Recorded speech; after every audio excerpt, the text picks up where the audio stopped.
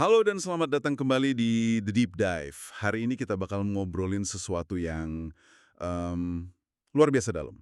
Betul. Anda mengirimkan setumpuk laporan komprehensif soal rilis terbaru berkas Jeffrey Epstein. Dan jujur aja, begitu saya mulai baca, saya langsung sadar, ini bukan sekedar berita biasa. Bukan sama sekali. Skala dan efeknya ini bikin kaget. Kita nggak cuma ngomongin ratusan nama, tapi 3 juta halaman dokumen, ratusan ribu gambar, dan ribuan video. Gila sih. Jumlahnya masif. Jadi, mari kita bedah ini. Misi kita hari ini bukan cuma untuk bikin daftar siapa saja yang disebut. Itu gampang. Misi kita adalah mencari tahu apa temuan kunci dari tumpukan data raksasa ini dan bagaimana guncangannya terasa ke seluruh dunia. Iya, iya. Dari para korban yang jadi pusat tragedi ini, gempa politik yang mengguncang Inggris sampai ke lingkaran dalam keluarga kerajaan. Ini jaring yang kusutnya minta ampun. Tepat sekali. Dan yang paling menarik di sini adalah bagaimana satu tindakan transparansi hukum di Amerika bisa memicu gempa susulan yang efeknya global. Benar. Ini seperti batu yang dilempar ke kolam tapi riaknya sampai ke seberang samudra. Kita akan lihat bagaimana institusi-institusi yang tadinya kelihatan kokoh mulai retak dan yang paling penting, Apa itu?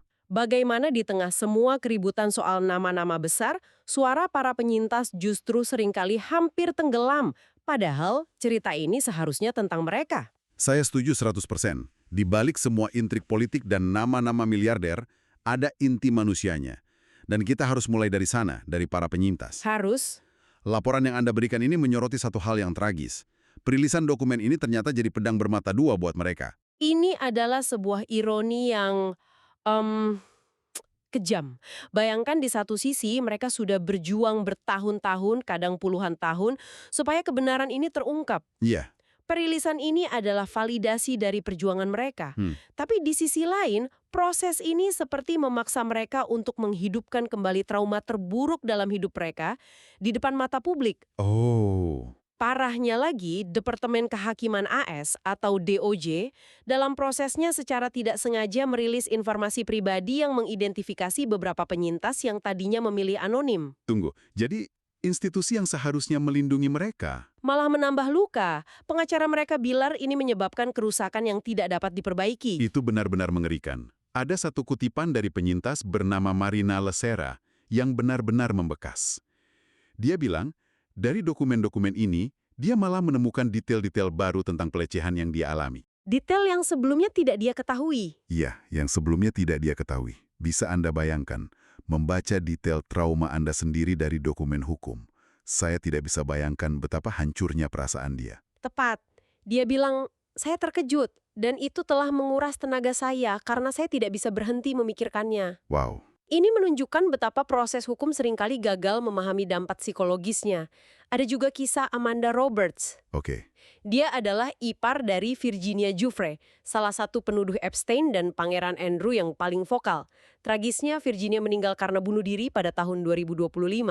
Ya, saya ingat beritanya. Amanda menyebut momen rilis dokumen ini pahit manis. Pahit manis ya? Karena orang yang paling berjuang untuk ini tidak ada di sini untuk menyaksikannya. Benar, Virginia berjuang begitu keras dan seharusnya dia ada di sini. Kisah ini menggarisbawahi satu hal penting yang sering dilupakan. Bagi para penyintas, ini bukan cuma soal transparansi. Tapi, Soal akuntabilitas. mereka mau ada penangkapan, dakwaan, hukuman. Sampai sekarang, dari puluhan mungkin ratusan orang yang terlibat dalam jaringan ini, baru satu orang yang dihukum berat, Ghislaine Maxwell. Hanya satu. Jadi bagi mereka, pertarungan ini masih jauh dari selesai. Dan soal akuntabilitas ini jadi isu yang masif. Terutama kalau kita lihat dampaknya di Inggris, yang menurut laporan Anda benar-benar seperti kena gempa politik. Oh iya. Aktor utamanya di sana seorang bernama Peter Mandelson. Ini bagian yang benar-benar gila. Betul. Lord Mandelson ini bukan orang sembarangan. Dia adalah figur kelas berat di politik Inggris. Sangat berpengaruh. Pernah jadi menteri, duta besar Inggris untuk AS, arsitek di balik kebangkitan Partai Buruh. Kedekatannya dengan Epstein sudah jadi rahasia umum, tapi yang diungkap berkas-berkas ini jauh lebih dari sekedar pertemanan. Lebih dari itu. Jauh. Laporan ini menuduh dia memberikan informasi sensitif pemerintah Inggris kepada Epstein.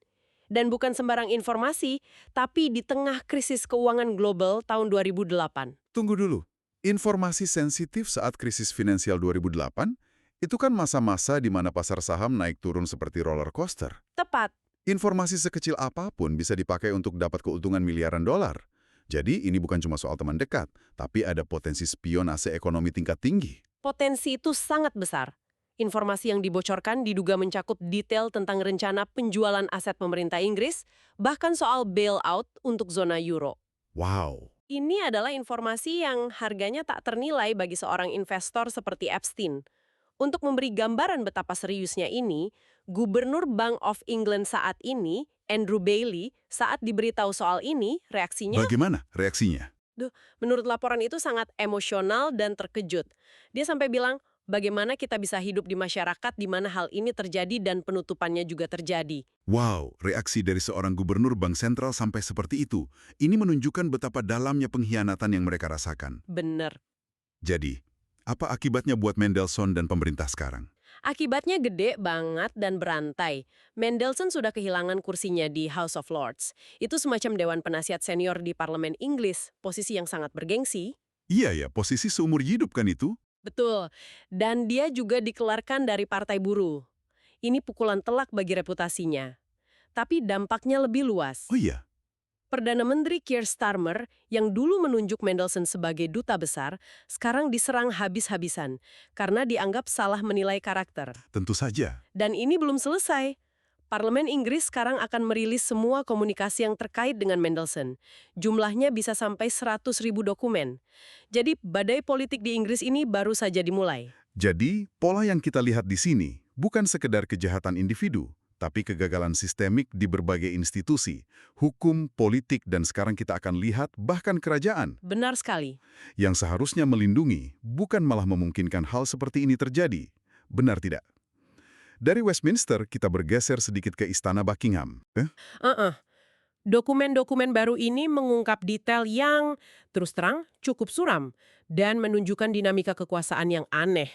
Dinamika kekuasaan seperti apa? Email-email yang terungkap menunjukkan Andrew dan mantan istrinya, Sarah Ferguson, terlihat sangat memuji-muji, bahkan hampir terdengar putus asa dalam komunikasi mereka dengan Epstein. Putus asa. Iya, di salah satu email, Sarah Ferguson bahkan menyebut Epstein sebagai saudara yang selalu dia inginkan. Sementara itu, balasan dari Epstein selalu singkat, to the point, kadang 1-2 kata saja. Oh, Ini jelas menunjukkan siapa yang memegang kendali dalam hubungan ini. Andrew dan Sarah butuh Epstein, bukan sebaliknya. ini seperti membalikkan narasi bahwa Epstein yang butuh koneksi kerajaan. Ternyata mungkin sebaliknya ya. Kayaknya begitu. Dan ada juga soal foto-foto baru. Ya, dan ini bagian yang paling meresahkan. Ada foto baru yang menunjukkan Andrew sedang berjongkok di atas seorang wanita tak dikenal di salah satu properti Epstein. Waduh, Konteksnya tidak jelas, tapi visualnya sangat tidak pantas. Tapi yang paling signifikan secara hukum adalah sebuah email dari Ghislaine Maxwell. oke. Dalam email itu, dia sepertinya mengkonfirmasi keaslian foto paling terkenal, foto Andrew merangkul Virginia Giuffre yang saat itu masih di bawah umur. Foto yang keasliannya pernah dia bantah mati-matian dalam wawancara BBC yang jadi bencana itu kan? Tepat sekali. Wawancara itu adalah usahanya untuk membersihkan namanya, tapi dia justru bilang tidak ingat foto itu, bahkan meragukan itu asli. Dan sekarang ada bukti dari orang terdekatnya. Betul. Email dari Maxwell ini, bagi banyak orang, adalah paku terakhir di peti mati kebohongannya. Ini menghancurkan sisa-sisa kredibilitasnya. Lalu bagaimana sikap istana? Sejauh ini, Istana Buckingham kebanyakan diam, yang sebenarnya juga bisa diartikan macam-macam. Hanya Pangeran Edward yang berkomentar itu pun sangat hati-hati, hanya menyatakan simpati untuk para korban. Tekanan sekarang semakin besar agar Andrew akhirnya mau bekerja sama dan bersaksi di hadapan otoritas AS, sesuatu yang selama ini selalu dia tolak. Oke, ini sudah mencakup politik dan kerajaan. Mari kita tarik lebih jauh lagi. Karena jaringan Epstein ini, seperti yang kita tahu, jauh lebih besar dari itu. Jauh lebih besar. Daftar nama yang muncul di laporan Anda ini benar-benar mencengangkan. Isinya adalah who's who dari dunia bisnis dan teknologi global. Anda benar, daftarnya panjang. Bill Gates, Elon Musk, Richard Branson, Sergey Brin dari Google, sampai Muhammad bin Salman dari Arab Saudi, semuanya muncul dalam korespondensi atau catatan penerbangan. Nama-nama terbesar di planet ini. Betul, tapi di sini kita harus sangat hati-hati seperti yang ditekankan juga dalam laporan Anda, hanya karena nama seseorang disebut, itu tidak otomatis berarti mereka melakukan kesalahan atau terlibat dalam kejahatan. Tentu, itu poin yang sangat penting untuk digarisbawahi. Tapi kehadiran nama-nama ini saja sudah menimbulkan pertanyaan besar. Apa yang sebenarnya mereka cari dari Epstein? Nah, disitulah letak inti dari bisnis Epstein. Yang menarik di sini bukan soal apakah mereka semua bersalah, tapi tentang bagaimana Epstein mempersenjatai kedekatan dengan kekuasaan. Mempersenjatai kedekatan? Jaringannya adalah produk utamanya. Dia tidak menjual saham atau properti, dia menjual akses. Dengan berada di dalam lingkaran Epstein, para tokoh ini secara tidak langsung meningkatkan nilai jaringan tersebut, menciptakan sebuah ekosistem eksklusif yang pada akhirnya melindungi Epstein sendiri dari penyelidikan selama bertahun-tahun. Jadi ada ironi yang luar biasa di sini. Jaringan ini dibangun untuk memberi keuntungan, pengaruh, dan akses eksklusif bagi para anggotanya. Tapi pada akhirnya, Jadi bumerang. iya, seperti yang disebut di laporan, jaringan yang sama ini justru punya efek korosif yang menghancurkan reputasi dan karir banyak orang yang terlibat di dalamnya. Tepat, efeknya seperti racun yang bekerja lambat. Lihat saja Jess Staley, CEO bank raksasa Barclays, atau Leon Black, miliarder dari Apollo Global Management. Keduanya mundur, kan? Melakukan kejahatan, tapi hanya karena asosiasi mereka dengan Epstein dianggap terlalu toksik. Jaringan yang dulu jadi simbol status, sekarang jadi tanda aib. Dari jaringan global ini, mari kita kembali ke titik nol, Amerika Serikat, tempat semua ini dimulai. Oke? Setelah merilis jutaan dokumen ini, apa sikap resmi pemerintah AS? Apa langkah selanjutnya? Disinilah kita melihat kontras yang sangat tajam dan bagi banyak orang membingungkan. Di satu sisi, Departemen Kehakiman atau DOJ pada dasarnya menyatakan pekerjaan mereka sudah selesai. Selesai. Iya, mereka bilang sudah meninjau dokumen-dokumen ini dan tidak ada rencana penuntutan lebih lanjut. Seolah-olah mereka bilang, ini datanya, silakan lihat sendiri, urusan kami selesai. Itu terdengar aneh. Mereka membuka kotak Pandora, lalu pergi begitu saja. Adalah Kongres AS.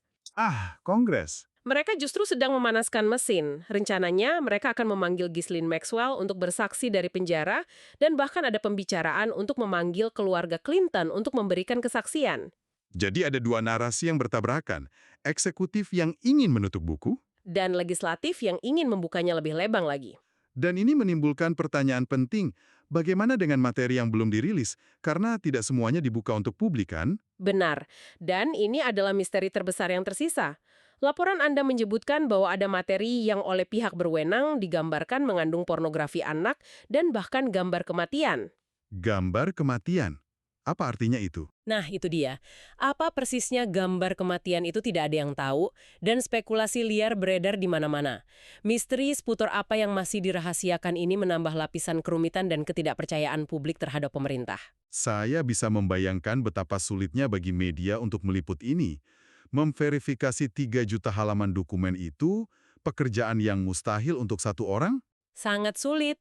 Tim seperti BBC Verify misalnya, harus membuat kode komputer khusus hanya untuk menyaring dan mengkategorikan data ini. Kerja detektif digital ya? Betul, mereka harus memverifikasi lokasi sebuah foto yang tidak ada konteksnya, hanya berdasarkan bayangan atau bentuk jendela. Dan yang paling berat secara etis, mereka harus sangat berhati-hati agar tidak semakin membahayakan privasi korban. Ditambah lagi dengan disinformasi. Tepat, mereka harus berperang melawan tsunami disinformasi. Email palsu, gambar rekayasa AI, semuanya beredar online dan dilihat jutaan kali yang semakin mengaburkan mana yang fakta dan mana yang fiksi. Jadi, kalau kita rangkum semua ini, apa artinya? Kita sudah melihat sebuah kisah tentang trauma manusia yang mendalam, jaringan kekuasaan global yang jadi bumerang, dan krisis politik yang masih terus membara di kedua sisi Atlantik. Benar. Ini lebih dari sekedar skandal. Ini seperti cermin retak yang menunjukkan wajah asli dari kekuasaan. Benar. Ini adalah studi kasus tentang bagaimana kekuasaan, kekayaan, dan kerahasiaan bisa menciptakan monster. Tapi sebagai penutup, saya ingin meninggalkan satu pemikiran terakhir untuk Anda renungkan. Silakan. Yang mungkin jadi pelajaran terpenting dari semua ini. Laporan ini menunjukkan dengan jelas bagaimana satu tindakan transparansi di AS yang dipaksakan oleh pengadilan, bukan karena kebaikan hati pemerintah, Iya. memicu gelombang transparansi baru yang tak terhindarkan di Inggris. Ini memunculkan pertanyaan yang lebih besar. Di dunia kita yang sekarang super terhubung, bisakah rahasia yang disimpan rapat oleh orang-orang berkuasa di satu negara benar-benar tetap tersembunyi? Ketika sistem hukum di negara lain membuka pintunya, Tepat ketika sistem hukum di negara lain, ribuan kilometer jauhnya, memutuskan untuk membuka gerbangnya. Dan jika tidak bisa, apa artinya ini bagi masa depan kekuasaan, privasi, dan akuntabilitas di tingkat global? Apakah ini akhir dari era di mana orang berkuasa bisa bersembunyi di balik perbatasan negaranya?